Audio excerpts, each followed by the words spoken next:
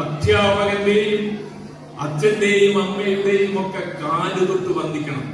നിങ്ങൾ കണ്ടിട്ടുണ്ടോ ടിവിയിലെ കലാകാരന്മാർ അവാർഡ് വാങ്ങാൻ കയറി ചെല്ലുമ്പോ അവാർഡ് കൊടുക്കുന്ന ആളിന്റെ കാല് പരസ്യമായി ലക്ഷക്കണക്കിന് ആളുകൾ കാണുന്ന വേദിയിൽ നിന്നുകൊണ്ട് തൊട്ടുതൊഴുന്ന എന്തിനാന്ന് മനസ്സിലായിട്ടുണ്ടോ? നിങ്ങൾ ചിന്തിച്ചിട്ടുണ്ടോ? ചിന്തിക്കണം.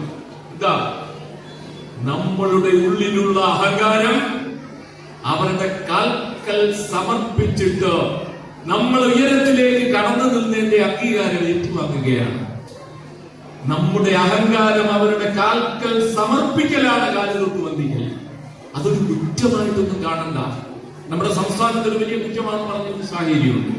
നമ്മളൊരാളെ കാണുമ്പോ തൊഴുന്നത് എന്തിനാന്ന് ആരെങ്കിലും ചിന്തിച്ചിട്ടുണ്ടോ? ഒരു യുക്തിചിന്ത നമുക്ക് വേണം. തൊഴുന്നത് എന്തിനാന്ന് ആരെങ്കിലും ചിന്തിച്ചിട്ടുണ്ടോ? അയാളെ തൊഴേണ്ട കാര്യം എനിക്കെന്താ ഉണ്ട്?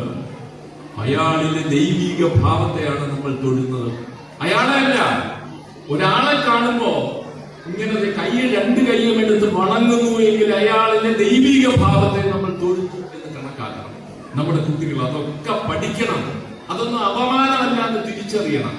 അതുകൊണ്ട് നമ്മുടെ കുട്ടികളെ തോൽക്കാൻ പഠിപ്പിക്കണം. അല്ലെങ്കിൽ പരീക്ഷയിൽ തോക്കുമ്പോ അവരെന്ത് ചെയ്യും എന്ന് നമ്മൾ തിരിച്ചറിഞ്ഞു. ഈ മാർക്ക് എന്ന് പറയുന്ന സാധനം ഒരു പരീക്ഷയിൽ കിട്ടുന്ന മാർക്കല്ല ജീവിതത്തിലെ ഏറ്റവും അവസാനത്തെ കാര്യം എന്ന് നമ്മൾ രക്ഷിതാക്കൾ തിരിച്ചറിയണം. അതൊരടയാളമാണ്.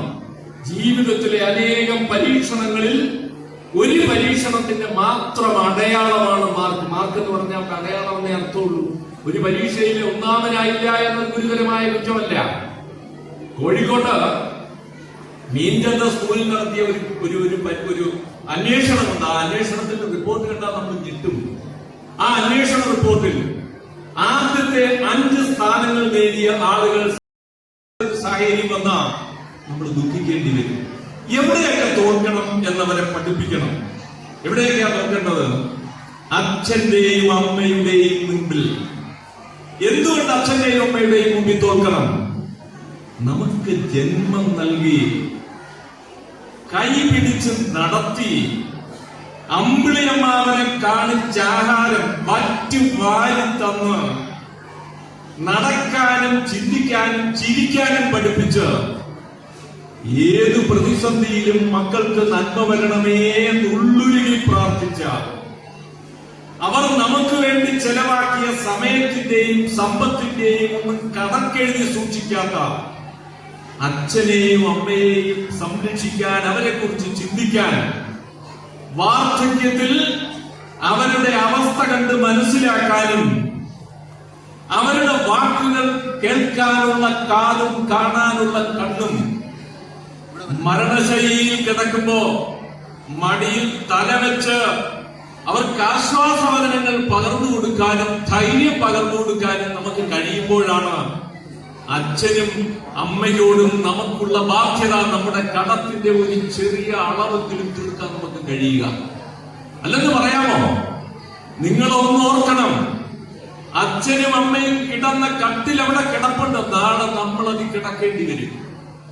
അവർക്ക് ആഹാരം കൊടുത്ത പാത്രം അവിടെ ഉണ്ടാകും. അത് നമുക്ക് വേണ്ടി മാറ്റിവെക്കപ്പെടും.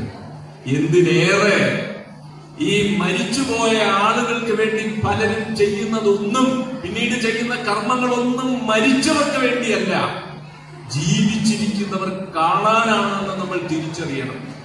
എനിക്ക് അല്ലെങ്കിൽ നിങ്ങൾക്ക് ഓരോരുത്തരും നിങ്ങളുടെ അച്ഛനോടും അമ്മയോടും ഉണ്ടായ സ്നേഹത്തിന്റെ ആഴം തിരിച്ചറിയാനാണ്. വർഷങ്ങൾക്ക് ശേഷവും നിങ്ങൾ ഓരോരുത്തരും നിങ്ങളുടെ അച്ഛനെയും അമ്മയെയും ഓർക്കുന്നുണ്ടെങ്കിൽ അത് കണ്ടു വേണം നമ്മുടെ മക്കൾ നമ്മളെ വർഷങ്ങൾക്ക് ശേഷം ഓർക്കാൻ. അതുകൊണ്ട് നിങ്ങളുടെ മക്കളെ തോൽക്കാൻ കൂടി പഠിപ്പിക്കണം. അച്ഛന്റെയും അമ്മയുടെയും മുമ്പിൽ തോൽക്കണം.